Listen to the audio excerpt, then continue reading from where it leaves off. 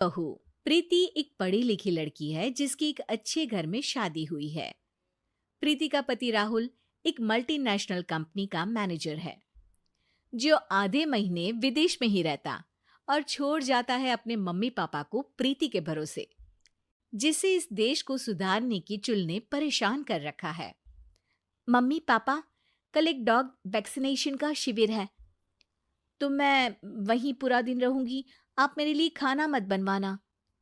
अरे बेटा प्रीति, वो बाई तो काम छोड़कर परसों ही जा चुकी। एक नई बाई देखनी पड़ेगी। माँ, आप तो जानती ही हो ना कि मैं कितना बिजी रहती हूँ। अगर कल मैं नहीं गई तो कुत्ते एडॉप्ट ही नहीं हो पाएंगे। देखिए, हम इंसान तो बोलकर अपनी तकलीफों को बता सकते हैं, लेकिन वो बेचारे, उन्हें हमारी ज्यादा जरूरत है मम्मी। अरे बोल के भी हम क्या हासिल कर पा रहे हैं। अब ठीक है बेटा, तू जा, मैं खाना बना लूंगी। ऐसा पहली बार नहीं हो रहा था।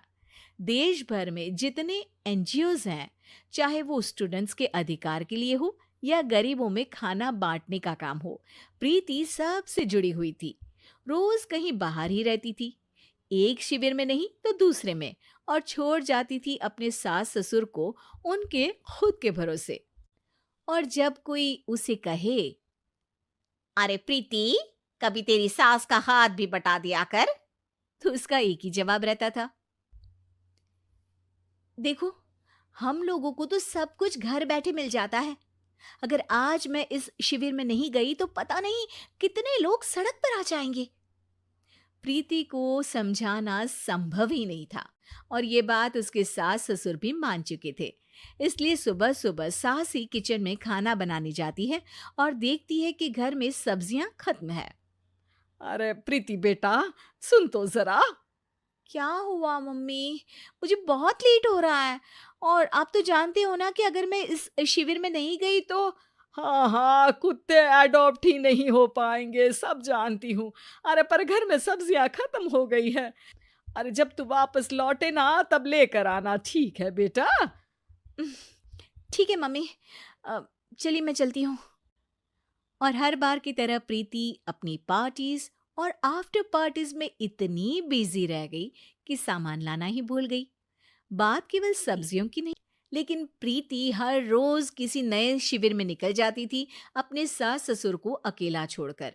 एक हफ्ते बाद प्रीति के ससुर जी के हाथ में दर्द होने लगा। अरे बेटा प्रीति, पापा जी के हाथ में बहुत दर्द हो रहा है। आज इनको डॉक्टर के पास लेकर जाना पड़ेगा।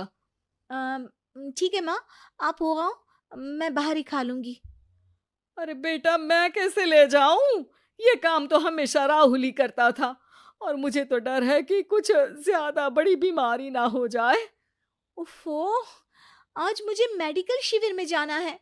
बेचारे बड़े बुजुर्ग जिनके अपने फैमिली वाले उनका ध्यान नहीं रखते, उनका पूरा मेडिकल चेकअप होगा।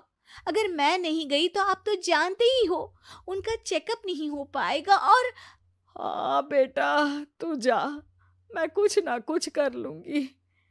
प्रीति के सास और ससुर दोनों ही काफी समय से प्रीति को समझाना चाह रहे थे कि उन्हें भी मदद की जरूरत है, लेकिन अब तो पानी सर के ऊपर जा चुका था। उधर प्रीति शिविर में पहुंचकर सबसे मिल रही थी। काफी भीड़ थी और प्रीति इंस्टाग्राम पर फोटोज अपडेट करे जा रही थी। तभी प्रीति की दोस्त रीना उसके पास दौड़ती हुई आती है। अरे प्रीति, जल्दी चल। अरे क्यों, क्या हुआ? अरे तू अभी सवाल मत पूछ और चल मेरे साथ। प्रीति रीना के साथ जाती है तो देखती है कि गरीब बुजुर्गों की लाइन में प्रीति के सास ससुर भी खड़े हैं। प्रीति को समझ में नहीं आता कि ये क्या चल रहा है। उसके ऑर्गेनाइजेशन में सबकी नजर उसके सास ससुर पर थी, और प्रीति को लगा कि बात उसकी इज्जत पर आ गई है। माँ, पापा जी, आप दोनों यहाँ क्या कर रहे हैं?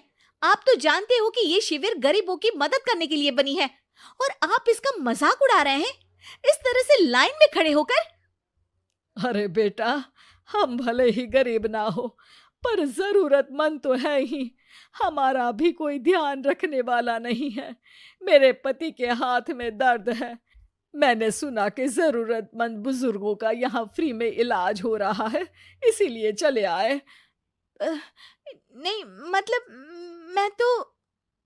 प्रीति को समझ में आ गया था कि समाज को संभालने से पहले उसे अपना घर संभालना चाहिए, और वो सर झुकाकर अपने सास ससुर से माफी मांगती है।